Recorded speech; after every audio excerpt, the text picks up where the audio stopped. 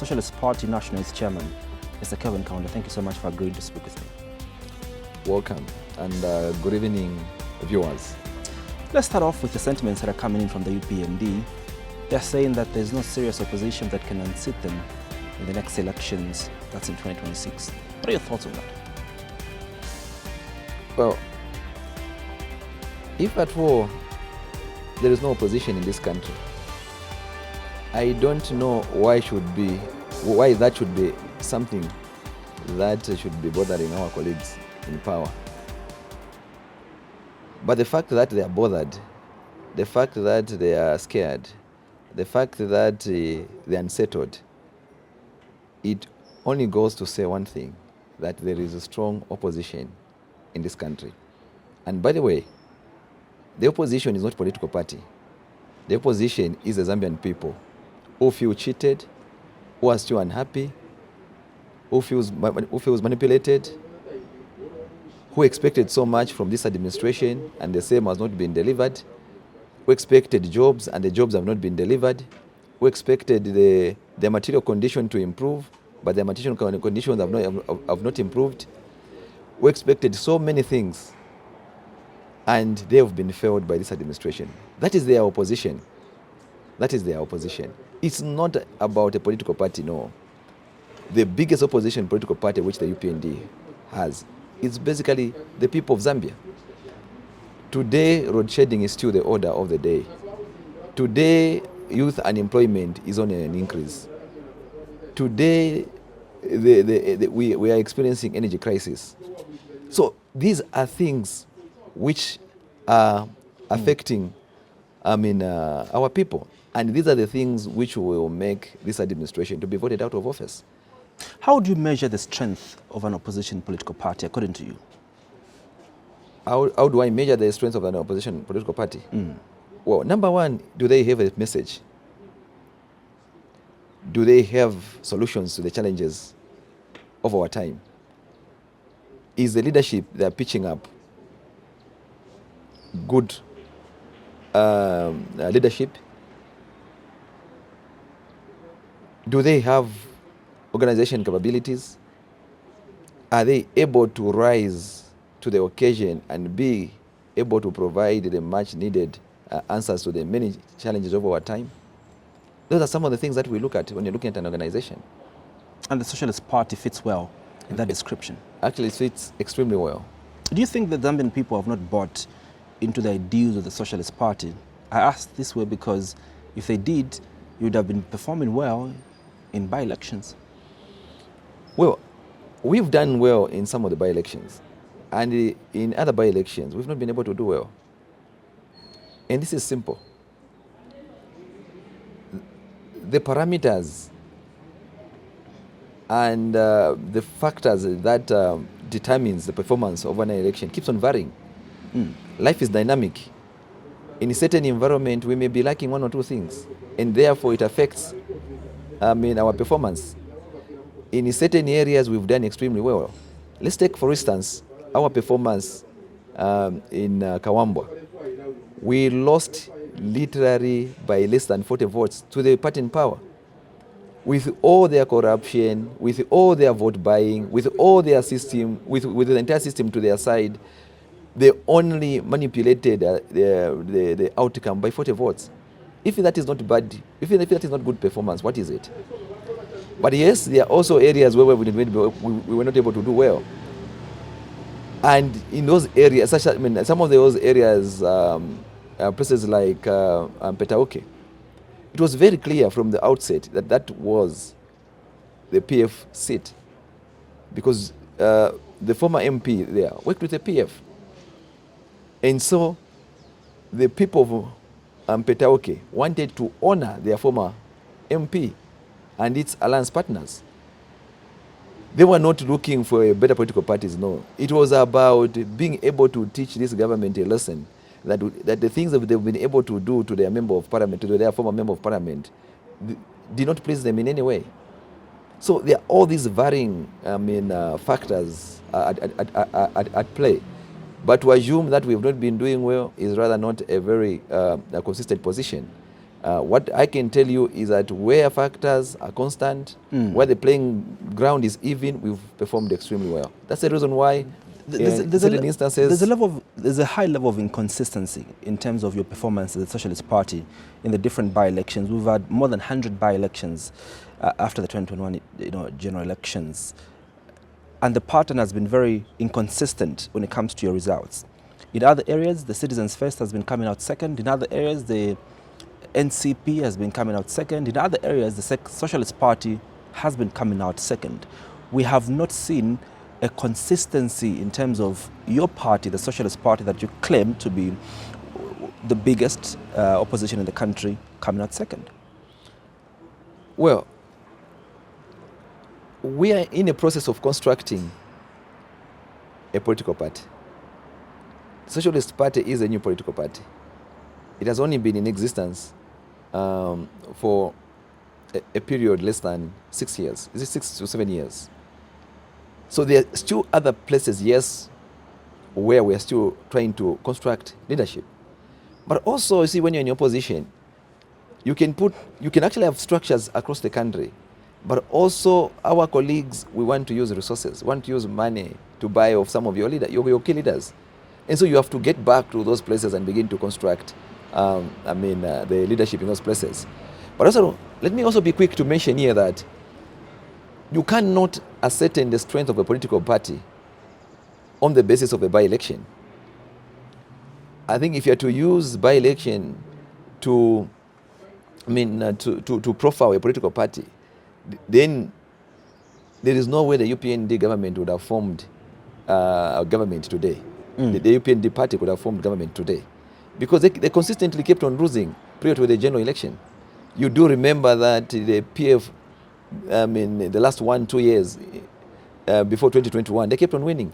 We won some seats in Mangango, they won some seats in Western Province, in the Northwestern Province. But what happened during the general elections? Because in a by-election, there is so much manipulation by the party in power. The amount of resources which is pushed into those by-elections, the system which is pushed into those places, into those by-elections, the number of cabinet ministers that gets into those by-elections, all these things, changes the parameters, okay? But are they able to do the same in a general election? The answer is no. Some of these ministers will go into the general elections as ordinary members or as ordinary citizens. Will they have this kind of resources that they are pushing into this by-election? They will not be there.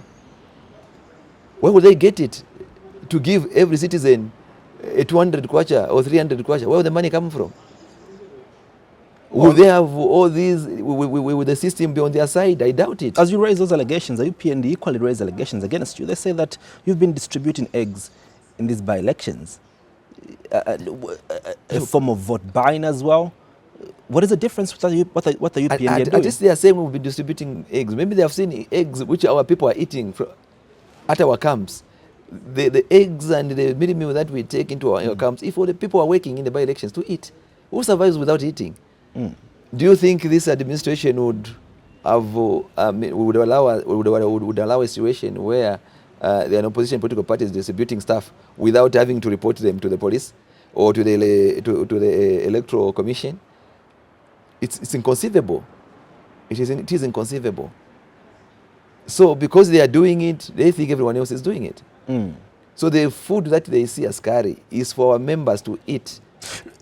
I remember very vividly when we had the Lumesi parliamentary by-election, party president of the Socialist Party, Dr. Fred Membe, said the opposition is going to field in one candidate, and this will be a test of what you're going to give them in 2026. The elections in Lumesi came, and you lamentably failed as the Tonse Alliance with a candidate that you had supported, together with you, the Socialist Party. Are you still consistent with your position that this is what is going to happen next year? Yes, the Lumesi by-election was supposed to be a litmus test in terms of the unity in the opposition, number one. Secondly, how we are going to defeat the UPND in 2026. That's correct. But see, all that changed when the former president passed on. Because now the focus was not about the by-election. The focus was about how are we going to honor our late leader, the former Republican president, Edgar Lungu. And with all the confusion and with all the chaos surrounding his burial, I think you do know, comrade, that at a time when the by-election was taking place, the key leaders from the opposition were in South Africa, hoping to put to rest their comrade or their key leader. But even that effort was frustrated. So there was a lot of frustration. There was very little work which went in Lumesi. We saw our colleagues trying to popularize the victory. Look, they were more or less by themselves. Who went into Lumesi and campaigned? How many of our leaders found time to go into and campaign in Lumesi? But how many ministers and choppers did we see in Lumesi? We hear the political advisor to the president, they had more than 4 choppers. There was a cluster of cabinet ministers. There was money. So it's not that performance, clearly, yes, they won, but they had no competition. Don't you think you stood at a better pedestal than the UPND, because you lost the president, you lost chairman of the Tonse Alliance, President Edgar Lungu, and obviously this is one person that the people of Eastern Province dearly, love. Don't you think the favor and the odds were actually on your side? Well, where there's poverty, there's no decision. And now let me start by stating that we are very grateful to the people of Eastern Province, and particularly the people of Lumesi. Because when you look at those results, who is the real winner out of that competition? The opposition got 7,000, you get 11,000. Even when you had all the time, you had everything to yourselves. Your colleagues are grieving, they're not even present, they're not even available. You can imagine someone who has not been studying, he gets 40%. You, who's been studying day in and day out, who've been breaking nights, only gets 51. So it's intelligent between the two of you. So such is what happened in Lumesi. Would I be right to say that you blame the loss in Lumesi, you blame it on President Edgar Lungu? How do I blame someone who's deceased? That you are mourning him. No, see, in a country where you have leadership, the best thing they should have done, basically, is to push the dates for the election. If really they cared about having, a competitive race. Well, it wasn't about the UPND. It was about an independent body that runs elections, the Electoral Commission. Look, they superintend over those bodies. Who appoints those commissioners? Is it not a president? Who doesn't know that the chairperson for ECZ is a dedicated UPND cadre? That is public knowledge. And one doesn't have to be intelligent to be able to know that. All they need is a little intelligence, even if the little is all that they have. Because there's overwhelming evidence out there. What evidence is there? We see Bazaromes in those UPND regarded, the pictures are still there. So when did she resign? When did she step down from being a UPND cadre? There's never been any record. You colleagues are in the media. Show us that record that, at this point she ceased being a member of the UPND. Speaking about Madam Zalomis, we've seen a statement coming through from the Electoral Commission to the effect that they'll regulate campaign regalia and that no non-participating political party will be allowed to wear their regalia in by-elections. What's your position over that decision? That decision doesn't hold because it's not backed by any law. I have difficulties in the way our colleagues have been interpreting the law. There's a lot of misinterpretation. I don't know whether they have a solid legal team which is able to help them give effect to the provisions in the Constitution. And I doubt it. Or maybe they are simply on a forum shopping. They want to pick anything that suggests something that suggests that it is working to their advantage. Look, when you read the the provision the chairperson was citing, it does not talk, it doesn't address the political parties. It addresses a candidate. This particular candidate should be able to put on the appropriate regalia and should be able to use the appropriate symbol as approved by ECZ. There is no party which is being addressed in that provision. So how has ECZ found it fashionable to drag political parties? And they think they can make those statements to bar political parties from helping or aiding their associates or their colleagues. That cannot work. All these are acts of desperation. The Electoral Act empowers them to regulate, elections. No, but and so part of regulating elections is to be able to give guidance of how you players must conduct your elections. The guidance, yes, must be, but it must be punctuated by law. So what you see, ECZ is established by an act of parliament. It's not a body where, at the instance of you becoming a chairperson, you want to run it based on your opinion or your feelings. The operations of ECZ are regulated, including their mandate, are regulated by law. So if Madam Zanomes wants to use emotions to run ECZ, that will not hold. And none of us will comply with those directives. So there is a by-election in Info. So let's see if we're going to be arrested. Are you ready to be arrested? Of course we are. But these arrests must be effected on the basis that we have broken the law. And we're happy to be taken to court. And we'll have our day in court. And we would ensure that ECZ is taken to task. They say that this is lawful. The Vice President, during question time and answer, was asked in Parliament, and she said this law was actually enacted in 2016, and it hasn't just been enforced. In fact, the Electoral Commission partially enforced this law in 2021 when we had independent candidates, supporting Edgar Lungu and wearing Edgar Lungu regalia, and they did direct that, those independent candidates must not go with a PF regalia, but they should go, with their own, regalia. So you're very right, comrade. Look, you are addressing the candidate. An independent candidate must never be allowed to use a political party regalia, because he's an independent candidate. It goes without. That is the position of the law, and you and me are agreeing. So if that's what the Vice President said, then she was spot on. But also I know the Vice President for many wrong things. One of the many wrong things is that she's in the business of delivering wrong messages. So until I listen to what she said, and that's the only reason. That's the only time I can give effect to her statement.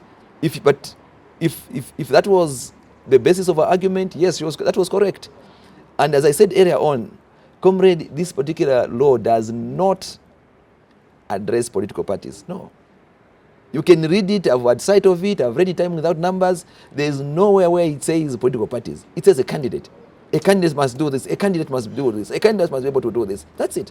Because we don't expect a Socialist Party candidate to go and wear a PF regalia or a CF regalia. No, that is wrong. Don't you think this that's confusion? Not so. I was about to ask that. Don't you think that this causes electoral confusion? Because if the Tonse Alliance, all right, is supporting a Socialist Party candidate in a respective constituency, and then we have PF, leaders wearing their party regalia supporting a candidate of the Socialist Party, don't you think it's causing confusion? Being confused to the electorates. And how does that interest ECZ? And how are they supposed to deal with that mischief? It's easy, because if someone goes and reports, Chawinga reported this issue to the Electoral Commission, and the Electoral Commission acted on his complaint. Look, we don't want to. There's no law. The bottom line here is there's no law. And if there's no law, we will continue encouraging our members to put on their political party regalia, even as we get into Mfuwe. So there's no law. So if ECZ thinks that the various political parties are acting out of bias, let them punish us. Talking about Mfowe. Mfowe is coming up on the 8th of next month. Interestingly so, because you, the Socialist Party, have fielded in a candidate. The Tonse Alliance has equally fielded in a candidate.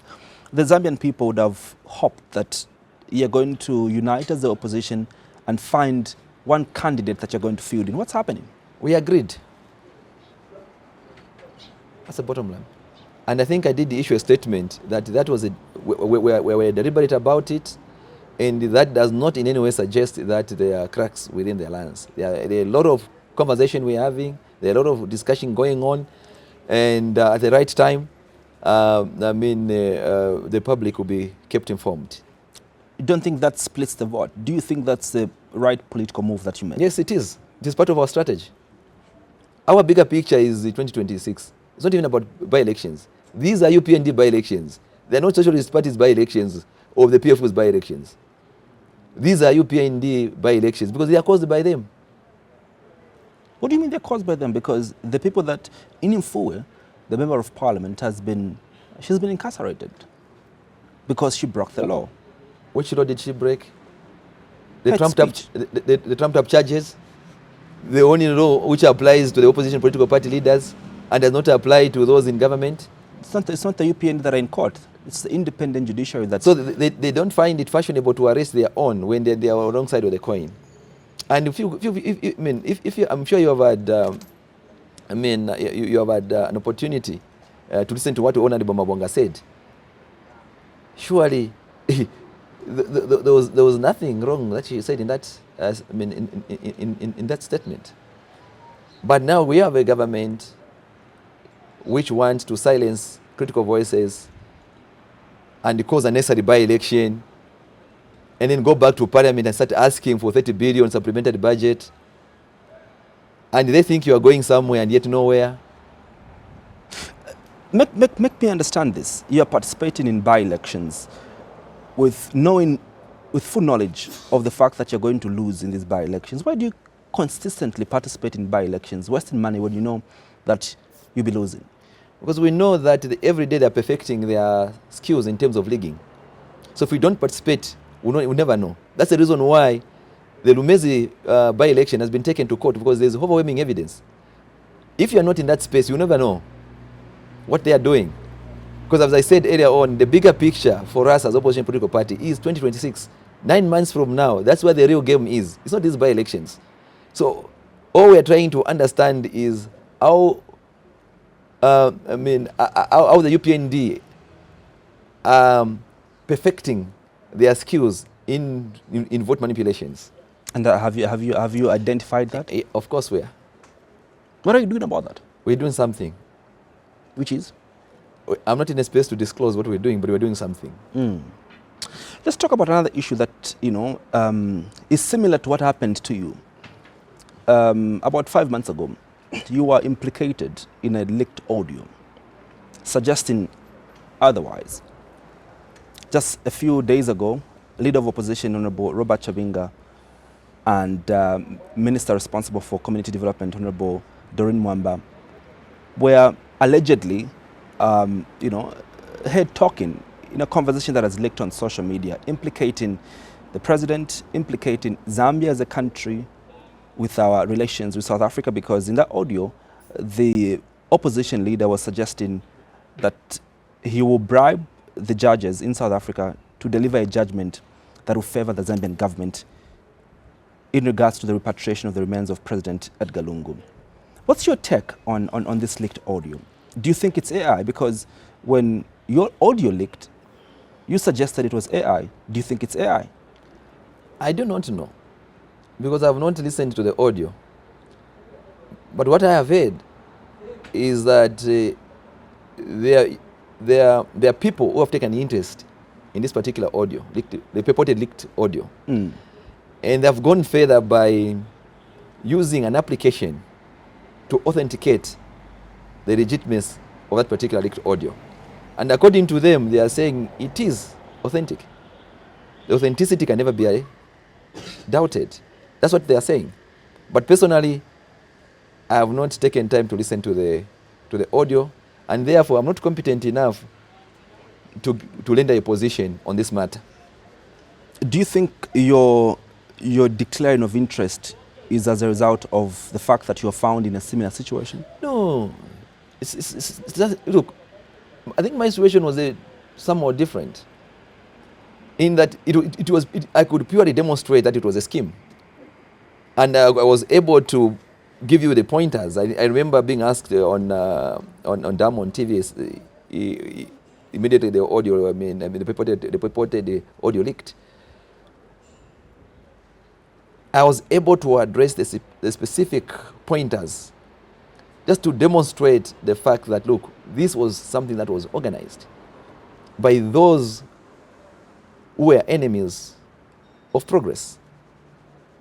And that's why I had the audacity to feature on various TV stations. Because I knew that whatever it is that was taken out was nothing. Do you think if the contents of this audio were anything to go by, do you think this is a big scandal to our country? Of course, if the content is something to go by, of course this will be a serious scandal. Number one, it raises questions in terms of the independence of our judiciary. Because if people are scheming to go and corrupt a judiciary in other jurisdiction, how much more are they capable of doing in a space where they have control over the judiciary? Can people safely go to court now, those who are opposed to this current administration, and be certain that the outcome from the legal process will be one which will bring out fairness and justice? Does this now confirm the fears that a number of opposition political parties have over how certain cases are handled by our judiciary? So if the content in this audio is something to go by, it raises serious questions. But also there are bilateral issues. There are bilateral issues at play. But also you see it dilutes the profile of the presidency. Because we don't expect the president or the presidency, I'm talking about the office, to be part of those that are scheming. I mean, I've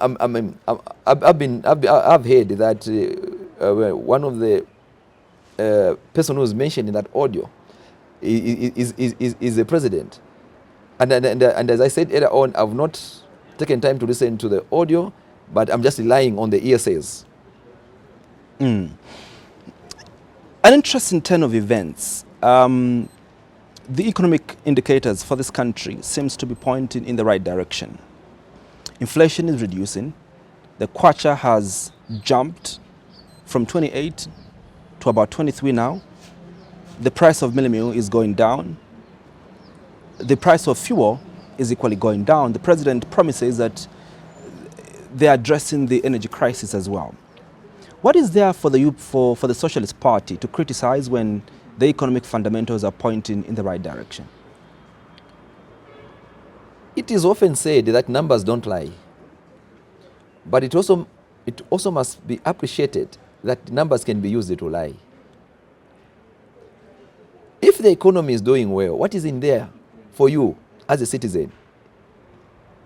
How many of our people have got something today? When I walk around Kalingaringa, Mwa George, Kumutendere, how many of our people can afford 3 meals per day? How many of the young people today have jobs? Because those should be the real indicators, and not what people put down on a piece of paper using the power of the ink. These statistics can be crafted, can be manipulated. If they are able to manipulate the outcome of an election, what more these indicators, where they even claim that they are economical managers? But the last time I checked, I realized that actually these are managers for mismanagement. Isn't it true that fuel now, when you drive your vehicle to a filling station, you find fuel cheaper than it was Is the other it, month. is it not because they are scared about the general election? Isn't it true that now when you go into a shop in Kaunda Square, you find meal cheaper than it was a few months ago? Is it not because they are scared? We knew anybody else can do what they are doing. We saw roads being constructed towards the general elections. So we expect a lot of things which they're going to do out of desperation. Look, when an economy must grow organically, it should not be a growth which is just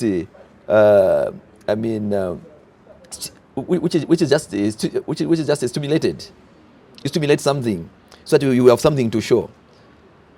What are we producing for the economy to grow, for the culture to appreciate?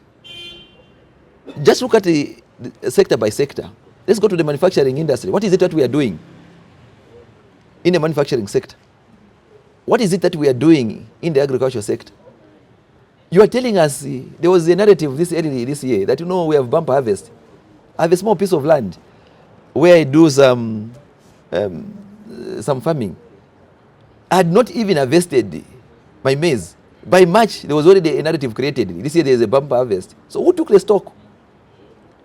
If my small field here in Lusaka has been omitted, what more? Those the stocks in the rural areas.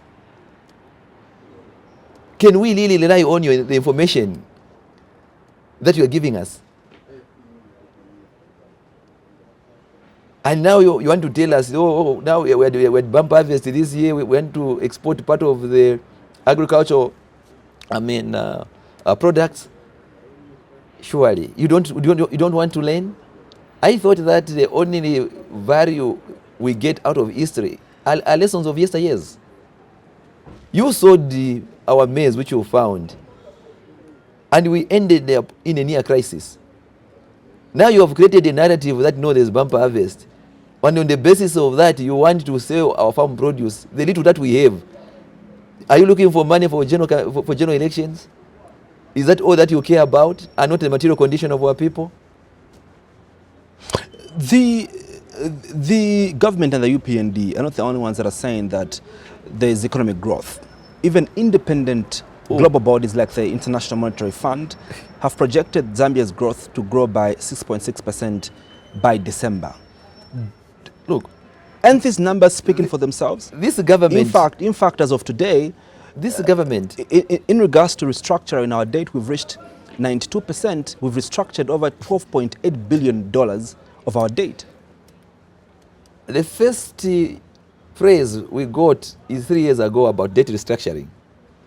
What did it change? People were lined up like to go and receive the president on the basis that we had achieved something and that our debt had been restructured. What is it that changed after that? Nothing. When you look, you've cited the IMF, and we've told you time without numbers that the current government is a puppet of the West. Who is IMF?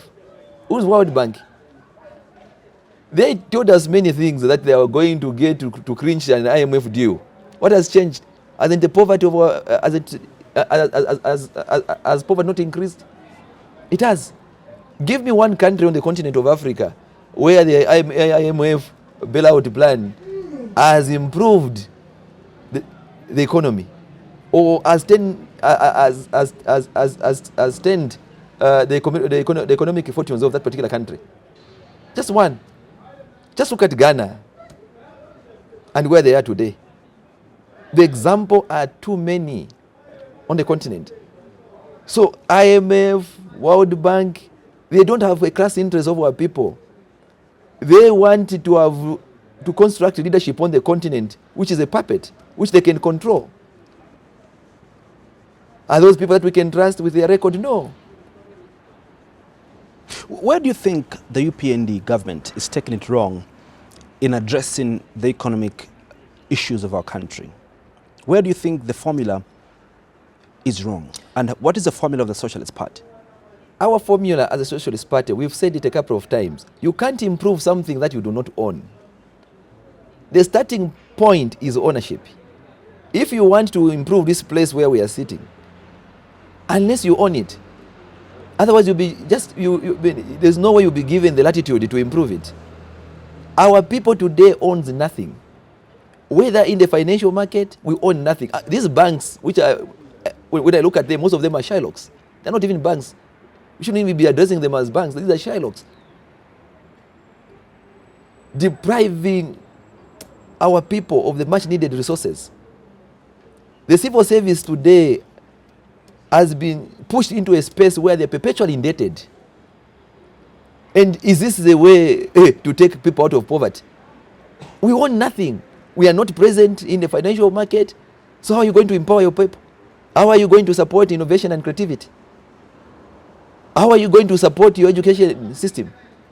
Today you are telling us about free education. Free of education. Free of what? Free of no quality? Our people are not just looking for free education. We are looking for quality education. There's nothing wrong in parents paying fees for their children if only they are in a space where they have the capacity to do so. There's nothing wrong. But you want to manipulate our people with free education because you have rendered our people poor. They have no capacity. They lack capacity to provide for their family, for their families. So we want them to start praising you and singing praises around you, no free education. No, what people want is to live a dignified life. When they have capacity, they will not complain for paying school fees for their own family members. So your blueprint is in owning the means of production. We need to own the means of production. That's what we've been saying. Paint a picture to us what will happen when you take over power in 2026. Are you taking over the mines? Are you taking over the banks? What exactly will happen in this ownership formula of yours? Talking about the mines, we told this guy, these colleagues of ours, that this investor you are bringing on board, and the record is there. You guys are from the media. We said these things on your platforms. You can go and get from your archives. We told them that look, this guy Vendetta is a broke investor. At first, they told us they're not bringing back Vendetta. Few months later, we saw them inviting Vendetta at State House.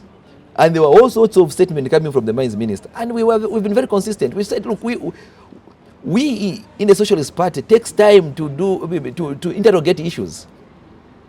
We carry out some due diligence on certain organization and individuals. And we came back to our leaders and we told them, in certain term, that from the information we have gathered, this guy is broke. All he wants is to come and take possession of our assets and use our assets to go and contract debts. Has anything improved on the core belt? Nothing. I was on the core belt yesterday. I came back this morning. The poverty keeps on going up. The anguish, the desperation, and the pain is written on our people's faces. What we're going to do as Socialist Party is that we're not going to entertain a conversation with investors who are broke, who have no crass interest of our people. If you are an investor, it must be very clear that number one, our people should be able to benefit from their natural resources. We don't just need any other investors who are coming to reap from our natural resources. No. We want investors who are going to add value to the immediate community where these resources are. Look at how they have mismanaged the issue of gold, the gold mine in Northwestern. Do we need to kill the poor Zambians who are only out there to survive? There are models in Africa again. Look at Rwanda. They have institutions which have been put up particularly to regulate small and medium miners. Can't we learn from countries such as those? Why do we need to reinvent the wheel? I don't know if what you think the first one who's faced with this particular problem. The problem for our friends is they always want to say for the first time, I don't see anything different with what has been done by the UPND and what you're proposing, right? Because even these investors that are on the copper belt, that have got mines on the copper belt, they do conduct social corporate responsibility In which area? on the copper belt. Which area? On the copper belt. Yes, copper belt is a place. Yes, copper belt. But which area? Where do you see them? There's corporate social responsibility that the Yes, mines I want are you to tell me. providing, you know, This on is the what the copper mines belt. are doing on the copper belt. I want you just to give me 3-4 specific areas where they are involved in terms of CSPR. And where they really made a huge contribution. I think my question is to be able to properly understand, because for you and the Socialist Party, what is important is corporate social responsibility. It's ownership. So when you say ownership, what do you mean when you say ownership? We own the natural resources. And if they're going to mine those natural resources, they should be able to pay an appropriate tax. These investors who we have now have been given tax concessions. When our small and medium enterprises are being treated like foreigners in their own spaces. Which mines have been given tax holidays? All these Mopan, name them, all these multinational corporations. You can find out from ZRA. They'll be able to confirm this position. ZRA claims that there's no mine that has been given tax holidays. No, they have been given tax concession. Other than that, what do they do? In fact, your money is what is running those mines. Those tax refund things, they establish other entities. And they supply equipment through their own companies. At the end of the day, they go back to your treasury to get tax refunds. As we conclude the program, how are you looking at 2026 as a Socialist Party? It's the UPND against the people. It's the UPND against the people. And we want to encourage our colleagues that they still have 9 months to deliver all the 248 promises. Yesterday we were checking, only 6 have been fulfilled out of the 248. So they still have 9 months. I'm sure they will do better than good enough. Are you confident that you're going to unseat this government? Come again? Are you confident that you're going to unseat this government? The people of Zambia will unseat them. The only opportunity they have is the next 9 months to deliver the remaining 242 promises. If they don't do that, it's interesting because President Hakainde Hichilema claims that they've achieved more than 92% of the campaign promises.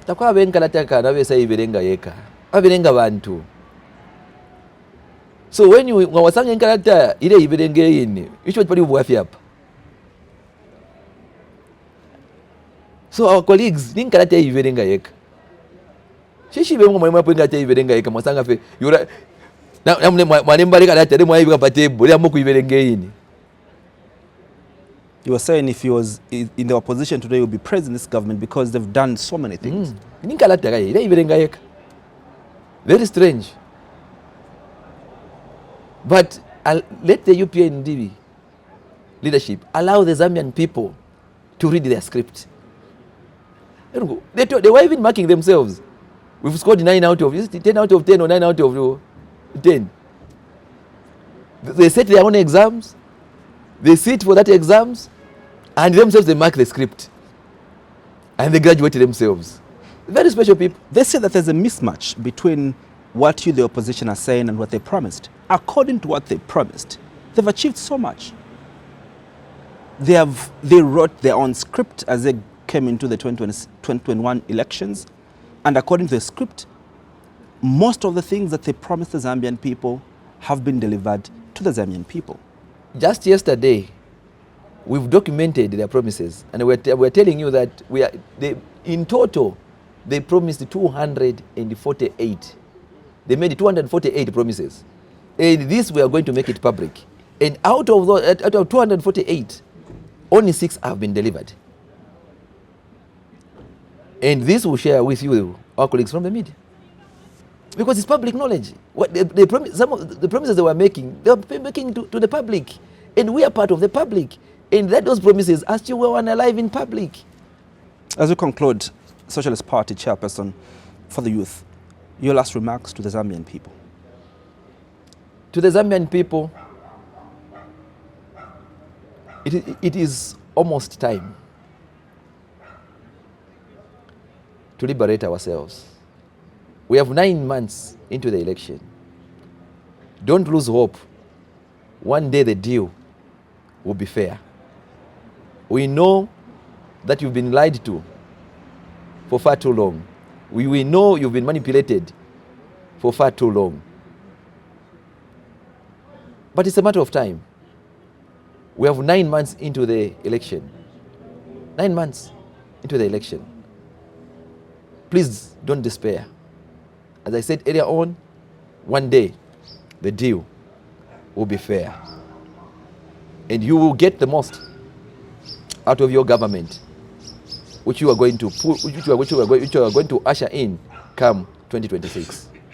Socialist Party National Youth Chairperson, Mr. Kelvin Kaunda, always a pleasure having you on the program. Pleasure is all mine too. Thank you. Thank you.